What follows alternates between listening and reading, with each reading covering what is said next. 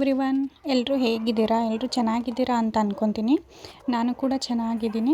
Actually ಭೀಮನ ಅಮಾವಾಸ್ಯೆಗೆ ನಾನು ಯಾವ ಥರ ಪೂಜೆ ಮಾಡಿದೆ, ಆಮೇಲೆ ಏನೇನು ಅಡುಗೆ ಮಾಡಿದ್ದೆ, ಆಮೇಲೆ ಪಾದಪೂಜೆ ಮಾಡಿರೋ ವೀಡಿಯೋಸ್ನೆಲ್ಲ ನಿಮ್ಮ ಜೊತೆ ಶೇರ್ ಮಾಡ್ಕೊತಾ ಇದ್ದೀನಿ. ಮೊದಲು ನಾನು ಅಡುಗೆ ಪ್ರಿಪೇರ್ ಮಾಡೋಣ ಅಂತ 1.5 ಕಪ್ಪಷ್ಟು ಹೆಸರುಬೇಳೆ ಮತ್ತು 1 ಕಪ್ಪಷ್ಟು ತೊಗರಿಬೇಳೆನ ಮಿಕ್ಸ್ ಮಾಡಿ ತೊಳ್ಕೊಂಡು ಕುಕ್ಕರಿಗೆ ಇಟ್ಕೊತಾ ಇದ್ದೀನಿ. ಆಮೇಲೆ ಕುಕ್ಕರ್ 2 ವಿಸಿಲ್ ಬಂದಮೇಲೆ ಆಫ್ ಮಾಡಿಕೊಂಡು ಅದನ್ನು ಬೇರೆ ಬೌಲಿಗೆ ಸಪ್ರೇಟ್ ಮಾಡಿಕೊಂಡೆ. ಮತ್ತು ಪಾಯಸಕ್ಕೆ ಅನ್ನ ಸಾಂಬಾರು ಕಾಂಬಿನೇಷನ್ ಅಲ್ವಾ, ಸೊ ಸಾಂಬಾರಿಗೆ ಅಂತ ಹೇಳ್ಬಿಟ್ಟು ಸೊಪ್ಪು ತರಕಾರಿ ಎಲ್ಲ ಕಟ್ ಮಾಡಿಕೊಂಡು ಬೇಳೆಗೆ ಇಟ್ಕೊಂಡೆ. ಆಮೇಲೆ ಕುದ್ದಿರೋ ಹೆಸರು ಬೇಳೆಗೆ 1 ಬೌಲಷ್ಟು ಬೆಲ್ಲನ ಕುಟ್ಟಿ ಇಟ್ಕೊಂಡಿದ್ದೆ, ಆ ಬೆಲ್ಲನ ಹಾಕ್ತಾಯಿದ್ದೀನಿ. ಆ್ಯಕ್ಚುಲಿ ಬೆಲ್ಲ ಕೂಡ ಹಾಕ್ತಾರೆ, ಕೆಲವೊಬ್ಬರು ಸಕ್ಕರೆ ಕೂಡ ಹಾಕ್ತಾರೆ. ಬಟ್ ಸಕ್ಕರೆ ಹಾಕಿದರೆ ಅಷ್ಟು ಟೇಸ್ಟ್ ಬರೋದಿಲ್ಲ ಬೆಲ್ಲ ಹಾಕಿದಂಗೆ. ಸೊ ಬೆಲ್ಲ ಹಾಕ್ಕೊಂಡ್ರೇ ತುಂಬ ಚೆನ್ನಾಗಿರುತ್ತೆ. ಆಮೇಲೆ ಒಂದು ಬೌಲಿಗೆ 1-2 ಚಮಚ ತುಪ್ಪ ಹಾಕಿಬಿಟ್ಟು ಸ್ವಲ್ಪ ಗೋಡಂಬಿ, ದ್ರಾಕ್ಷಿ, ಪಿಸ್ತಾ, ಬಾದಾಮಿ ಈ ಥರ ಡ್ರೈ ಫ್ರೂಟ್ಸ್ನೆಲ್ಲ ಹಾಕ್ಕೊಂಡು ಸ್ವಲ್ಪ ಕೆಂಪು ಬಣ್ಣ ಬರೋವರೆಗೂ ಅದು ಸ್ವಲ್ಪ ಫ್ರೈ ಮಾಡ್ಕೋಬೇಕು. ಆಮೇಲೆ ತುಪ್ಪದಲ್ಲಿ ಕರೆದಿರೋದನ್ನು ಪಾಯಸ ಇರೋ ಬೌಲಿಗೆ ಹಾಕ್ಕೊಂಡು 1-2 ನಿಮಿಷ ಸಿಮ್ಮಲ್ಲಿ ಇಟ್ಕೊಂಡು ಬೇಯಿಸ್ಕೊಂಡೆ. ಆಮೇಲೆ ಸ್ವಲ್ಪ 1-2-3 ಏಲಕ್ಕಿ ಹಾಕ್ಕೊಂಡೆ, ಸ್ವಲ್ಪ ಫ್ಲೇವರ್ಗೋಸ್ಕರ ತುಂಬ ಚೆನ್ನಾಗಿರುತ್ತೆ ಅಂಥೇಳಿ. ಈ ಥರ ಅಡುಗೆಯಲ್ಲಿ ತುಪ್ಪ ಯೂಸ್ ಮಾಡೋದ್ರಿಂದ ಡೈಜೆಷನ್ನು ಚೆನ್ನಾಗಿರುತ್ತೆ, ಹೆಲ್ತ್ಗೂ ಕೂಡ ಒಳ್ಳೆಯದು. ಆಮೇಲೆ ಗ್ಯಾಸ್ಟ್ರಿಕ್ ಪ್ರಾಬ್ಲಮ್ ಇರೋರು ಬೆಳಗ್ಗೆ 1 ಗ್ಲಾಸ್ ಬಿಸಿನೀರಿಗೆ 1 ಚಮಚ ತುಪ್ಪ ಹಾಕಿಬಿಟ್ಟು ಕುಡಿಯೋದ್ರಿಂದ ಅವ್ರಿಗೆ ಗ್ಯಾಸ್ಟ್ರಿಕ್ ಸಮಸ್ಯೆ ಕೂಡ ಕಡಿಮೆ ಆಗ್ತಾ ಬರುತ್ತೆ.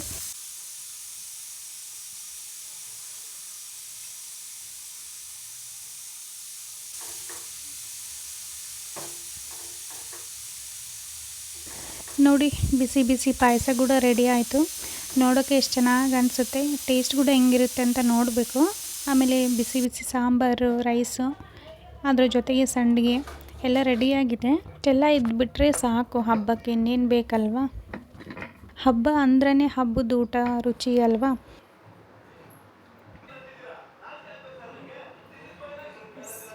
ಆ್ಯಕ್ಚುಲಿ ಫೈನಲಾಗಿ ರೆಡಿ ಮಾಡಿದ್ದೀನಿ ಹೆಸರುಬೇಳೆ ಪಾಯಸ, ಸಾಂಬಾರು, ಅನ್ನ. ಫಸ್ಟ್ ಟೈಮ್ ಆ್ಯಕ್ಚುಲಿ ಪ್ರಿಪೇರ್ ಮಾಡಿರೋದು ಓನಾಗಿ. ಇಷ್ಟೊಂದು ಚೆನ್ನಾಗಿ ಬರುತ್ತೆ ಅಂತ ಗೊತ್ತಿದ್ದಿಲ್ಲ, ಏನೋ ಕೆಡಬಿಡಿಲಿ ಅರ್ಜೆಂಟಲ್ಲಿ ಮಾಡಿದೆ. ಸೊ ಟೇಸ್ಟ್ ಹೆಂಗಿದೆ ನಾನು ನೋಡಿಲ್ಲ, ನೋಡೋಣ. ನಮ್ಮ ಪಪ್ಪ ಚುಪ್ಪರಾ ನಿಧಿ ಪುಟ್ಟು ಚುಪ್ಪರ್ ಚುಪ್ಪರ್ ಚುಪ್ಪರ್ ಹಿಂಗೆ ಮಾಡಿ ಕೈ ಚುಪ್ಪರ್ ಚುಪ್ಪರ್. ನೋಡಿ, ನಿಧಿಗೂ ಊಟ ಮಾಡಿಸಿದ್ವಿ. ಅವಳು ಎಂಜಾಯ್ ಮಾಡ್ಕೊತ ಖುಷಿಯಾಗಿ ಊಟ ಮಾಡಿದ್ಲು. ಇನ್ನು ನಾವು ಕೂಡ ಊಟ ಮಾಡಿದ್ವಿ. ಸಖತ್ತಾಗಿ ಆಗಿತ್ತು ಅಡುಗೆ ಎಲ್ಲ. ಆ್ಯಕ್ಚುಲಿ ಬೆಳಗ್ಗೆ ಪೇಷಂಟ್ ಇದ್ದರು, ಸೊ ಹಂಗಾಗಿ ಪೂಜೆ ಟೈಮ್ ಆಗೋಗ್ಬಿಟ್ಟಿತ್ತು. ಸೊ ಅದಕ್ಕೆ ಸಾಯಂಕಾಲ ಪೂಜೆ ಮಾಡ್ಕೊಳ ಅಂತ ಅಂದ್ಕೊಂಡು ಸಾಯಂಕಾಲ ರೆಡಿ ಮಾಡ್ಕೊತಿದ್ದೆ. ಆ್ಯಕ್ಚುಲಿ ಭೀಮನ ಅಮಾವಾಸ್ಯೆಗೆ ಭೀಮೇಶ್ವರ ಪೂಜೆ ಮಾಡಬೇಕಲ್ವ. ಇವರ ದೇವ್ರದ್ದು ಫೋಟೋನ ಇಟ್ಬಿಟ್ಟು 1 ಪ್ಲೇಟಲ್ಲಿ ಅಕ್ಕಿ ಹಾಕಿಬಿಟ್ಟು ಅದರಲ್ಲಿ ಓಂ ಅಂತ ಬರೆದು 2 ದೀಪ ಕಂಬಗಳನ್ನಿಟ್ಟು ಅದಕ್ಕೆ ಪೂಜೆ ಮಾಡಿ ಅದಕ್ಕೆ ಹೂವಿನ ಅಲಂಕಾರ ಎಲ್ಲ ಮಾಡಿಬಿಟ್ಟು, ಸೊ ಮನಸ್ಸಿನಲ್ಲಿ ನಾವೇನು ಅಂದ್ಕೊತೀವಲ್ವ ಅದನ್ನು ಈಡೇರಿಸೋ ದೇವ್ರೆ ಅಂತ ಹೇಳಿಬಿಟ್ಟು ದೀಪ ಹಚ್ಚಬೇಕು. ಫಸ್ಟಿಗೆ ಗಣಪತಿ ಪೂಜೆಯನ್ನು ಮಾಡಿಕೊಂಡು ಅದಾದಮೇಲೆ ಗೌರಿ ದೇವಿನ ಆರಾಧನೆ ಮಾಡ್ಕೊತ ಪೂಜೆ ಮಾಡ್ಕೋಬೇಕು.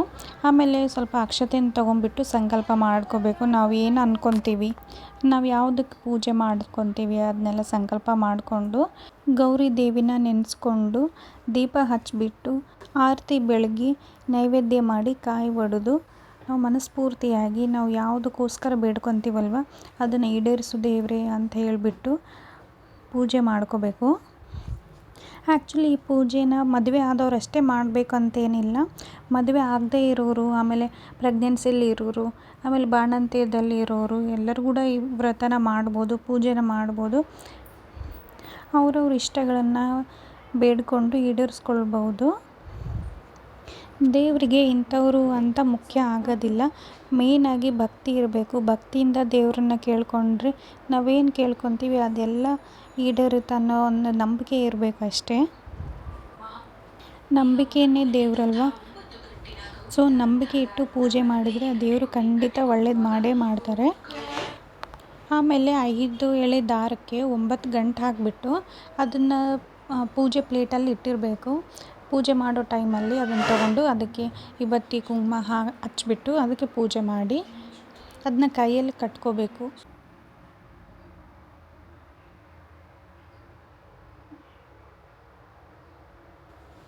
ಆ ದೇವರು ಎಲ್ಲರಿಗೂ ಸುಖ, ಶಾಂತಿ, ನೆಮ್ಮದಿ, ಆಯಸ್ಸು, ಆರೋಗ್ಯ ಎಲ್ಲ ಕೊಟ್ಟು ಕಾಪಾಡಲಿ ಅಂತೇಳಿ ನಾನು ಕೂಡ ಪೂಜೆ ಮಾಡಿದೆ.